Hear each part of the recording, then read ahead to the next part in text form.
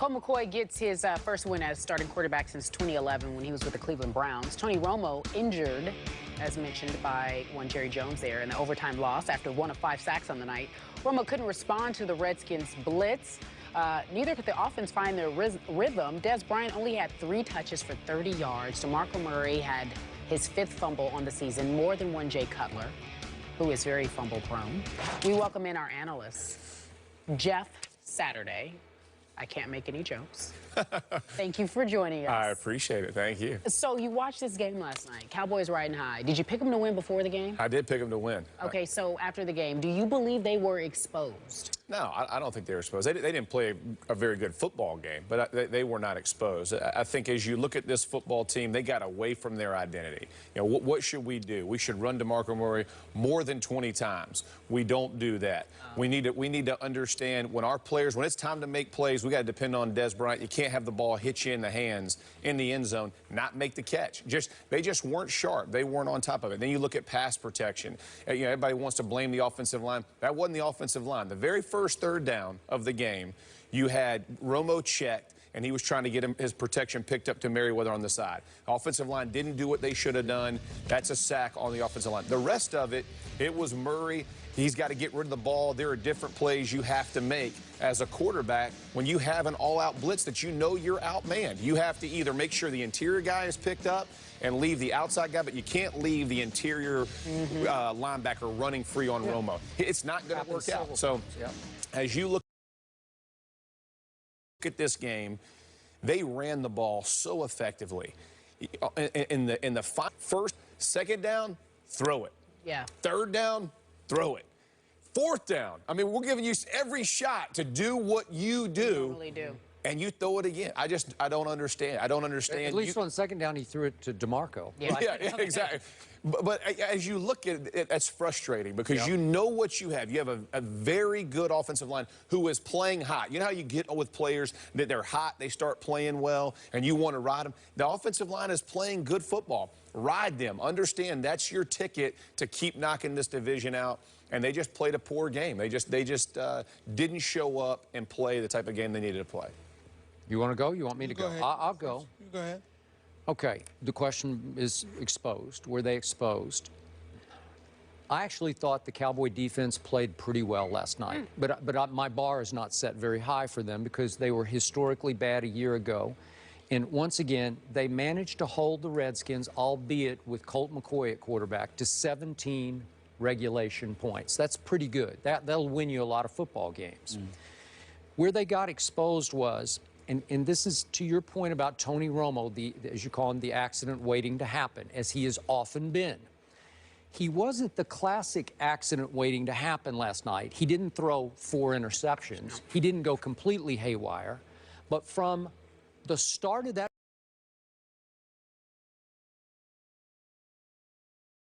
football game, I don't know why, he looked lost to me. He looked like he was playing concussed, seriously.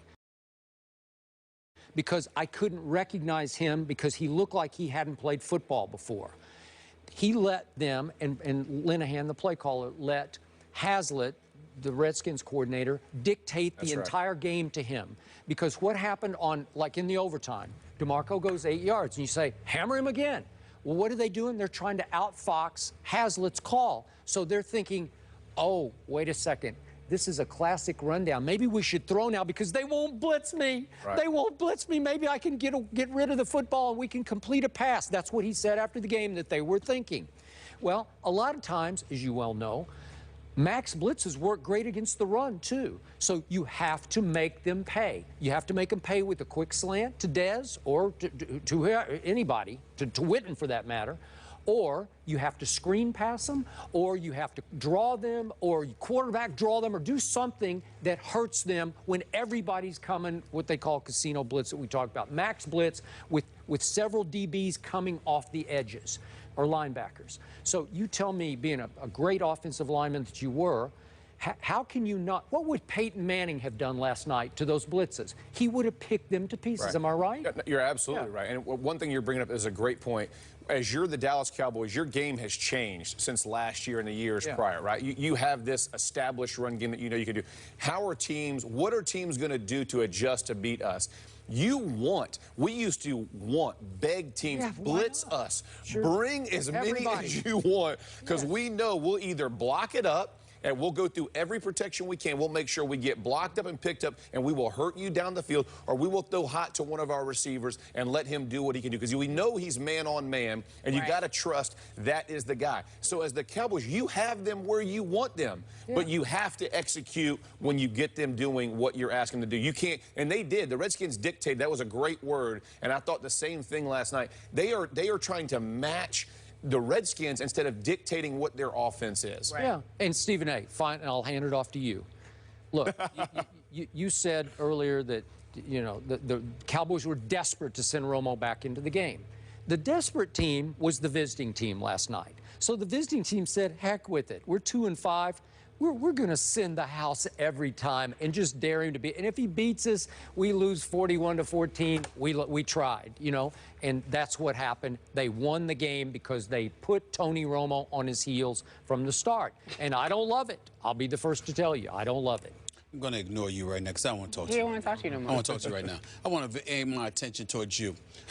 You know, Jeff Saturday, has Peyton Manning ever had a bad game when you were playing for him?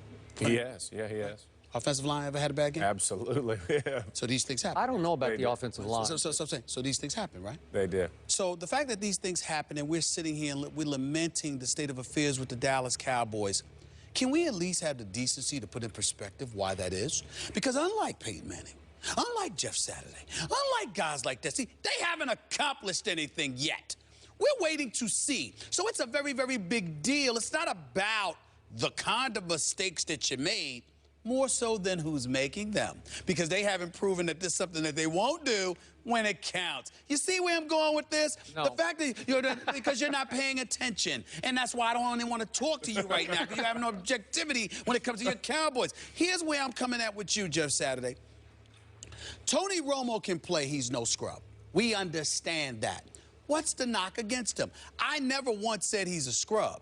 I would never disrespect him like that because I know this man can play. Right. What I said was the Dallas Cowboys are an accident waiting to happen. Why do I say that? Because even when you know what they can do and when you see what works for them, somehow, some way, when it counts, they will let you down because they will fall back into old habits. Now, DeMarco Murray comes into last night's game on pace to run 427 times this year. He's averaging over 26 carries a game. We've been hearing the talk over the last couple of weeks how they need to scale that back. DeMarco Murray ran 19 times, 141 yards, 7 yards a carry. Everybody like, he should have ran more. I'm sorry, who was their leading receiver? DeMarco Murray had 4 receptions for 80 yards. That's right. You understand? So it's not like, and by the way, he was targeted those 4 times. So what I'm saying to you is that... He wasn't the leading receiver. He wasn't the leading yards, right? And leading yards. Okay, all right. I guess what I'm saying to you is that he had the 4 receptions. He had the 19 carries. He touched the ball about 23 times, okay? Should they have given him the ball more under normal circumstances? Absolutely. But what I'm saying to you is that because DeMarco Murray runs the football effectively, you would think they should have given it to him more, right? Did they? No. This is what they do. Tony Romo, I am not saying that if it's the playoffs, if it's the Super Bowl or whatever, he doesn't come back into that game. But you're 6-1. You're atop the NFC East. All right. Let's What's the problem? Right here, guys. We're going to take a quick break. We'll be right back. Jeff Saturday's going to hang around. We'll finish this Cowboys-Redskins conversation, the impact on RG3. We'll be right back.